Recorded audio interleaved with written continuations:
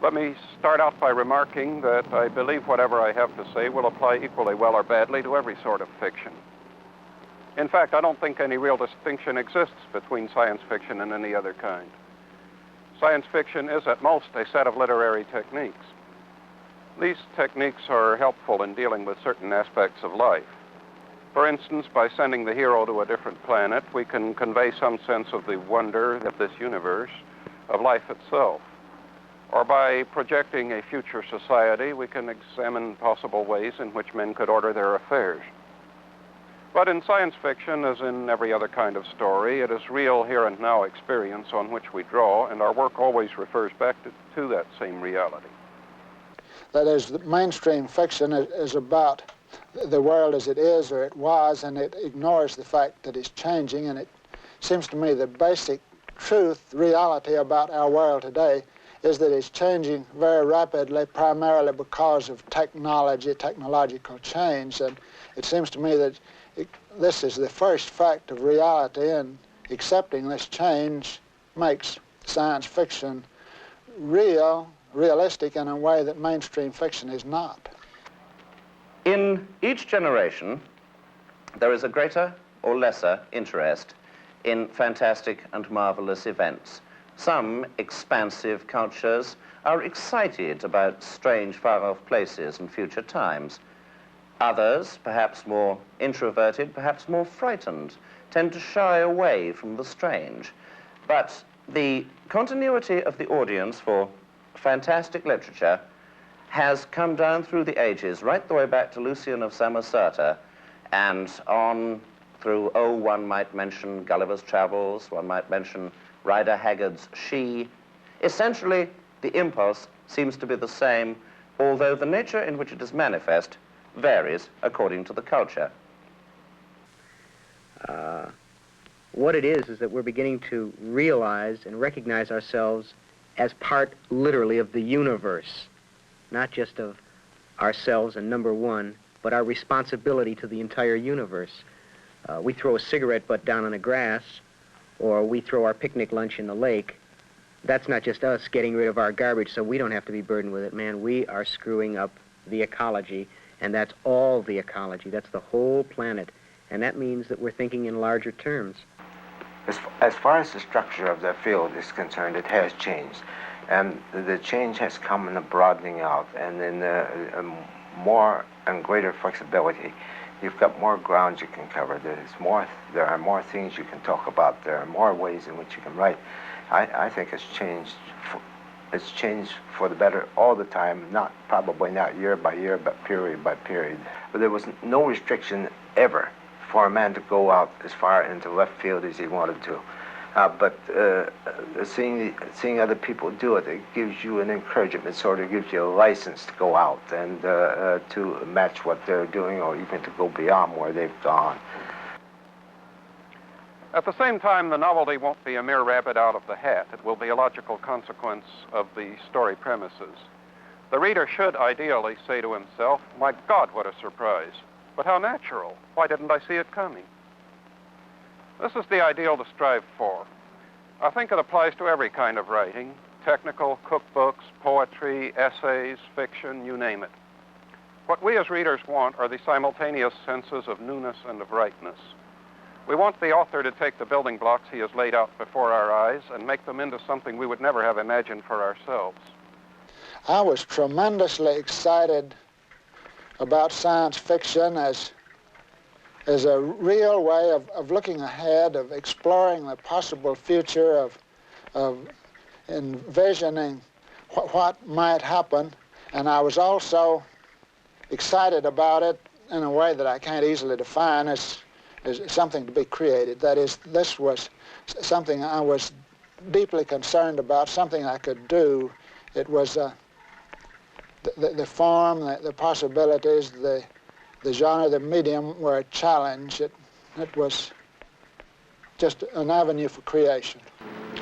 What Orwell and Huxley were up to was the device of examining trends in contemporary society, isolating a few of them, playing them through to their logical ultimate conclusion, and through this reductio ad absurdum, showing their disastrous potentials. And almost half a century ago, in magazines like Amazing Stories and Wonder Stories, writers like David H. Keller and Stanton A. Koblenz were doing pretty much the same thing. By and large, this is it, yes. The whole thematic approach of science fiction is to take something so far out of context that there is no familiar ground to stand on. Now, this is an advantage for, as I say, the core reader. It's an advantage for the writer himself because he gets it so far out of context that its everyday connotations don't mess the picture up. But as I say, it's bothersome, or rather, as you said, it's bothersome to the occasional reader because he finds no place where he can stand.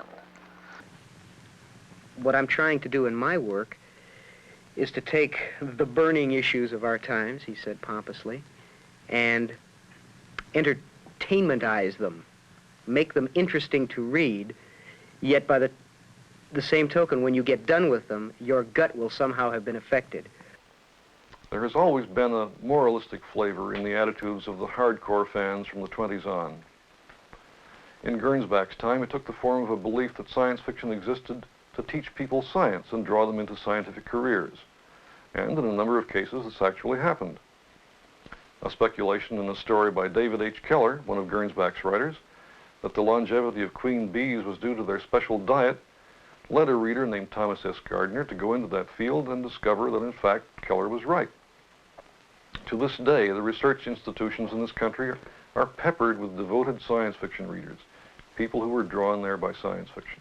To those of us who remember the Golden Age, we are now living in a science fictional world, and one which Campbell's science fiction did significantly succeed in creating. In other words, no one is going to say that science fiction readers brought a man to the moon all by themselves, but we can say that the kind of science fiction that was published in 1940 helped prepare the public for the acceptance of programs to take a man to the moon. Many of the people involved in it undoubtedly did read science fiction. Many of the people involved in it were influenced one way or another by science fiction, even if they hadn't read it. And so we, in a real sense, we science fiction writers and readers, helped create the present world. What science fiction writers individually and science fiction as a kind of normative forecasting of the future in general offers us then is not predictions about the future so much as a sort of mail-order catalog of possible alternate futures. And from this we can compile a shopping list of the sorts of futures we would like to see and then proceed to bring them about. If any fiction can offer us answers, can move us to action, it may well be speculative fiction. Maybe not in the same way that Uncle Tom's Cabin, helped move the Civil War, or Frank Norris's books moved to social reform in the 30s, but perhaps in helping this revolution of thought, of literally opening people's minds. It seems to me that the young reader, the new reader, the typical reader is excited about science fiction as revealing something that could happen. It's a sort of window into tomorrow. It has this sense of possible achievement as distinct from fantasy that is about what couldn't happen.